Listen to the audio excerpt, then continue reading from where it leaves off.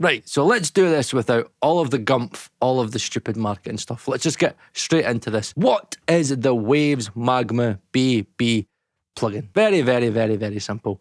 It is a saturation algorithm with 3 types of EQ. 2 pre-saturation, which come in the forms of a low shelf cut and a high shelf. The third EQ comes in the form of the same high shelf as before, but that goes post-saturation. There is also an optional low bump, which is essentially just like a high-pass filter and like a low bell, like maybe like 1 to 2 dB. And there is also some soft clipping added in as well. No frills, nothing special or game-changing about this plugin. There isn't even auto gain compensation, which is really frustrating as the saturation moves actually increase the gain with every single move that you do with the saturation algorithm. So it's not even got fucking auto gain compensation. However, there is a game-changing feature which comes in the form of the output dial, which you can use to manually attenuate the added gain from the plugin. However, the way that the saturation algorithm is set up, there is no way of knowing how much gain has been added. Game-changing times. Now, let's get into the juicy stuff, which I know is why you've clicked on this video. There is essentially 2 big problems about this plugin. And let's start off with number 1. The saturation, for the most part, is extremely subtle, to the point where, like, you can drive the beauty, like, knob all the way up to like 7 and it's not really going to make any kind of audible impact. And for some proof, because I know everybody likes to see proof these days, here are some physical printed sweeps straight from the DAW, which is Studio One. So here are 2 Greg Wells presets. Here is a preset called Piano Look at Me and Drum Girth. And here is 2 Joe Chicarelli presets. One is called Snare Bigness and another one is called Acoustic Guitar Warmth. And as you can see, the presets aren't really named very well, as there is really only kind of one barely audible order of harmonic. And just to prove my point even further, here is a pink noise null test. So what I've done, I have printed some pink noise, duplicated it. So we have 1 pink noise signal that has no processing whatsoever, and another pink noise signal, which is the exact same, that has the Waves BB plugin on it in the Greg Wells Piano Look at Me preset without any EQ on. So this is just to test the effectiveness, the game-changing nature, the analog magic of this plugin. Right, so let's get into it. Here is a strong pink noise signal. It's about -12, -13 dB full scale. And how about we now add in the original pink noise, flip the phase, and as you can see, look at that. If there was any kind of conclusive evidence to prove that this one order of harmonic really didn't make any kind of audible impact. And for anybody asking why there isn't like a full null in like the 20 to 50 hertz region, that's because there is a very, very, very, very low and subtle high pass filter that's engaged in the Waves BB, which, as you can see here, there is like a phase shift going on, and that is going to affect the null. So it's extremely subtle, but for anybody asking why it doesn't cancel out fully, that is the reasons why. So as you can see, the saturation used in a lot of these artist presets doesn't really make any audible difference to the source.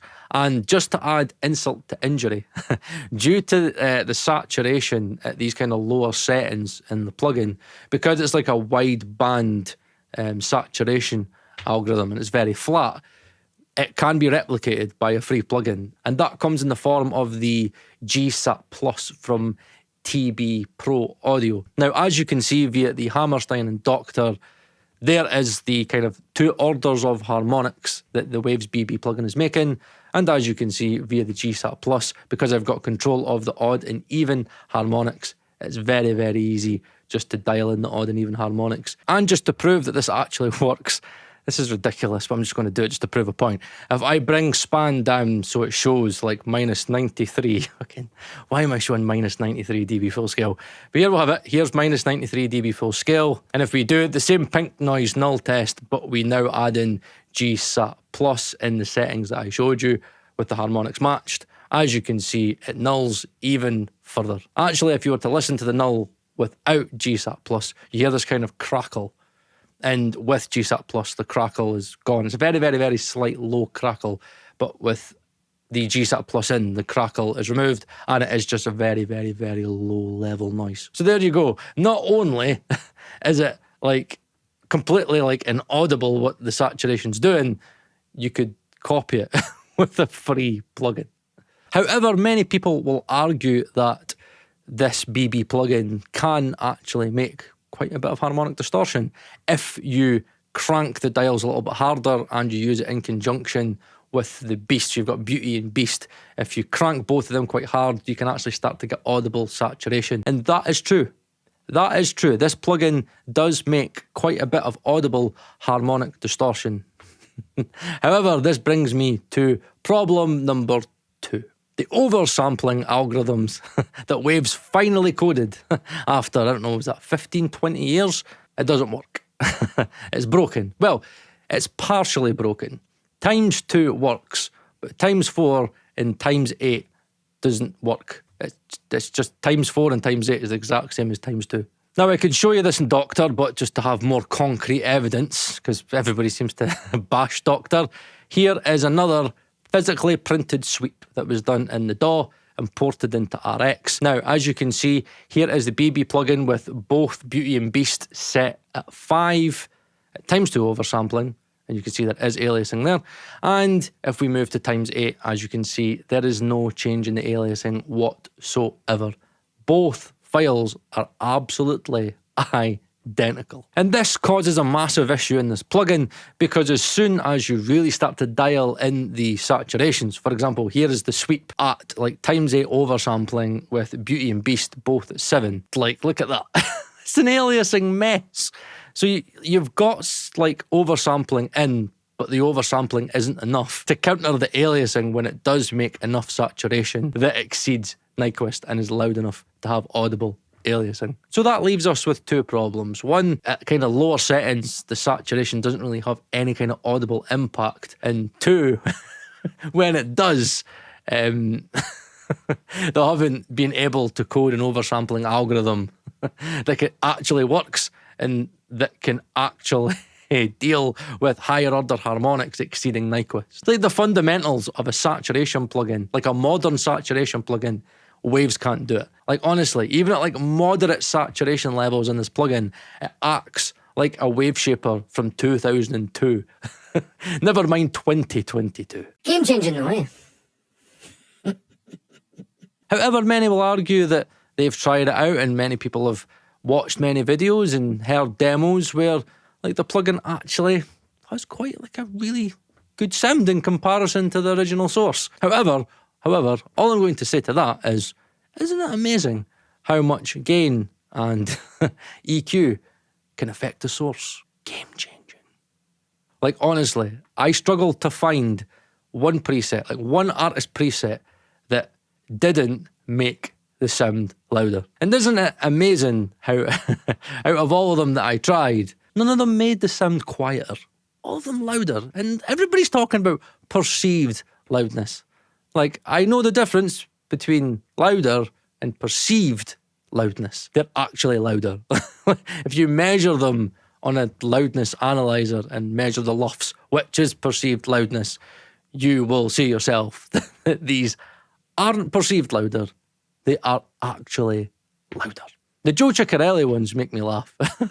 I'm not saying anything bad against Joe Chicarelli. He didn't code the plugin, but honestly, none of the Joe Chicarelli presets are like output compensated at all. Loads of them need like 7 dB, like 7 to 8 dB compensated. I'm like, why would you have a preset that makes things 7 to 8 dB louder? Because it sounds better.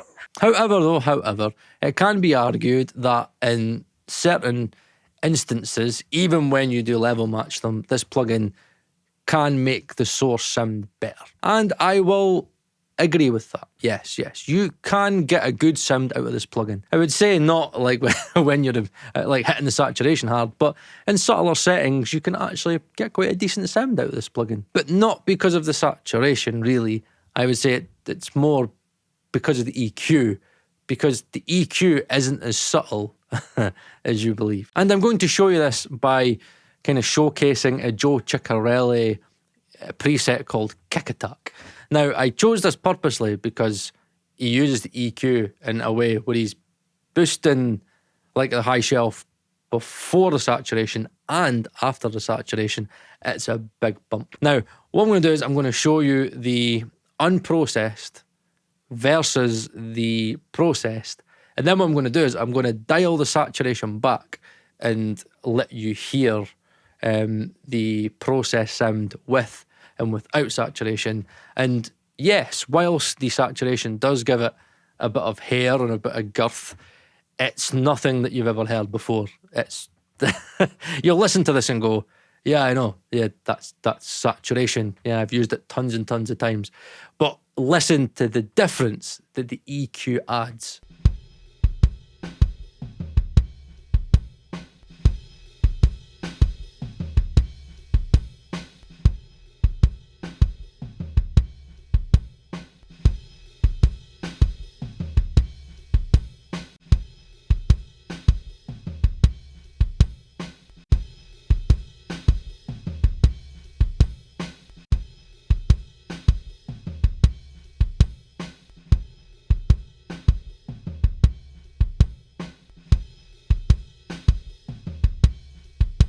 And just to prove that these EQs are not as subtle as waves make out, and it is really like basically the EQ that you're hearing in this plugin more than kind of anything, the way it's being used, I decided to make my own version of it, a free version of it.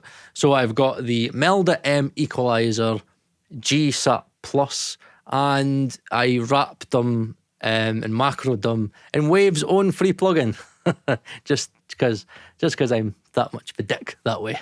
So here is the Greg Wells Piano Look At Me preset, which has the low shelf cut to 21 and a 0.5 dB high shelf, which is post-saturation. That is half a dB shelf. Now, surely my like free recreation isn't going to null with the Greg Wells preset. It's the game changer. It's the game changer. Paul Third isn't going to like get an inaudible null with the game changer with free plugins. Of course it does. It's just simple EQ and saturation. Now, let's take off the low shelf cut. And now that small 0.5 dB shelf. And wow, would you just look at that? That is more than a 0.5 dB difference. Actually, let's check what I had to boost in the Melda, the M equalizer. How would you look at that? 1.3 dB.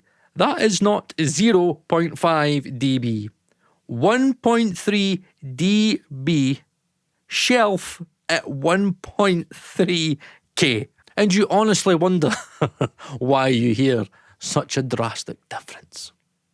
Now let's check the low shelf cut at a measly 21%. 0.8 dB of a low shelf cut, stretching all the way up to 500 Hertz. At the end of the day, this is extremely easy to replicate. Again, a low shelf, a high shelf, and like a low bump with a high pass filter, and some saturation. It's not rocket science. It's extremely simple. You don't need this plugin. Keep your money. It's not a game changer, and I'm upset with many people that have called it a game changer because they should know better. I know more than 2 beta testers on this plugin, and all 3 of them told me that they made Waves aware prior to the release of this plugin. So Waves fully knew that the oversampling wasn't working and released it anyway. And they've been told again, and they still know that the oversampling isn't working ×4 and ×8. The oversampling is pretty much redundant, and it's actually quite a slow plugin. From what I can see in Doctor, it's very slow indeed. So it is taking up a bit of CPU processing as well, and the oversampling doesn't do what it's meant to do. Hopefully other people will see the opportunity and start calling out more plugins, because I want to focus on other things. I don't want to focus on so much negativity. But at the end of the day, I want to help you guys and girls, my audience. So there you have it. The Waves Magma BB saturation plugin. Is it a game changer? Is it? See you next week.